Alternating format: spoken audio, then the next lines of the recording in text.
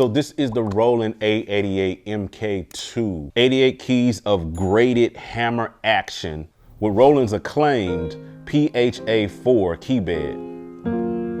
This is currently clocking in at $1,200, making it one of the most expensive MIDI controllers that's out on the market right now. Basically half the price of the MKII VPC1 that I reviewed earlier on this channel. So if you got $1,200 laying around and you want to invest in something, I'm going to tell you if this is worth the cost. Feature-wise with this MIDI controller is actually pretty dope. It has 88 graded hammer action keys, more on the feel later. Stay tuned to the end to watch that. But you also got 8 pads here that are bankable and can be used for program change, MIDI CC, or even playing notes on here. I'm actually really amazed at how much functionality they were able to build into this area right here. In addition to these 8 bankable pads, you've also got 8 assignable knobs here. You've got controls for your lower, upper 2, and being able to split as well, so you can send those signals out. You got octave and transpose button, and you've got a couple of function buttons that will control your arpeggiator. Instead of your traditional mod wheel and pitch bend, you've got the joystick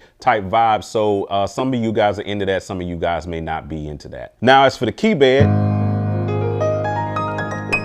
this feels really good. Again, like I said before, this is graded action, so it feels amazing, and it kind of grades all the way up. You get different velocities from lower all the way up, so it's very dynamic played. Like I said before, this is their PHA4 key bed, which is plastic. These are not wood keys, as some would surmise. Now, if you're talking about wood keys, then you're gonna go to the PHA5, which is found in their RD2000 series. But even though these are plastic keys,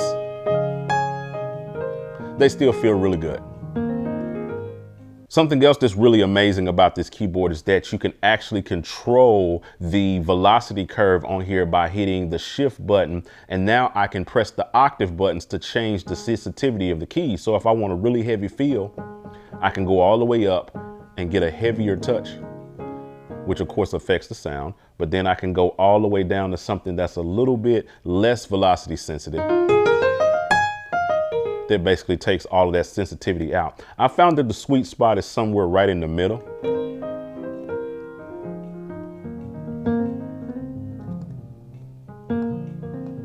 It doesn't really feel too bad. In and out on this board is actually really dope. You've got the MIDI in out traditional.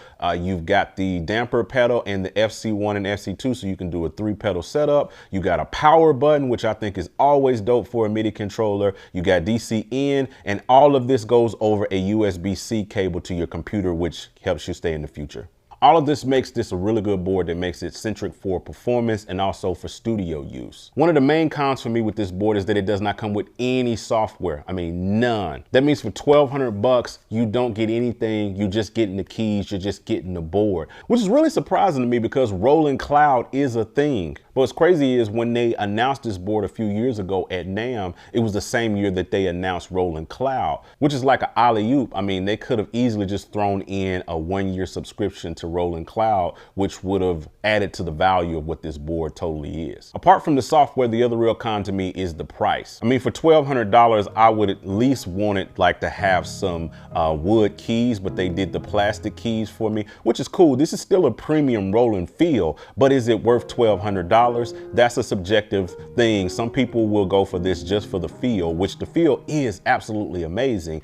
I don't know if it's $1,200 amazing though. Now you can take that with a grain of salt because again, that's a subjective opinion. I like the feel of wood keys like on the SL88 Grand, which is a wood keyboard, and it's like $400 less than what this costs. So if I was going for purely feel alone, unless you're just completely in love with the Roland feel, I would go with options that are a little bit less cheaper than this. You got the Native Instruments S88, which comes with a slew of software, also has a really premium feel to it as well that's just as comparable as this, or the SL88 Grand, which is $400 cheaper, but also has wood keys, real wood keys, and feels really like a piano if that's your bag. But one of the saving graces for this board is that it has such great in out, a very good control section over here, and they have future proofed it by building in Midi 2.0. Now I don't have time to go into 2.0 in this video, but there's a ton of videos out there on the Midi 2.0 spec and where Midi is actually going. So you can check those videos out on YouTube just themselves. I'll probably put a playlist or something up that you guys can check out. But by adding Midi 2.0, that does kind of future proof this board and puts it in a better advantage than where a lot of other boards are. So by this being $1,200, this puts it in a totally different bracket at above $1,000 range. So if you have less than $1,000 to spend on a MIDI controller and you're interested to know what the best 88 key MIDI controller from $500 to $1,000 is, check this video over here where I compared a bunch of them, and I'll see you over there. I'm out. Holla at your boy.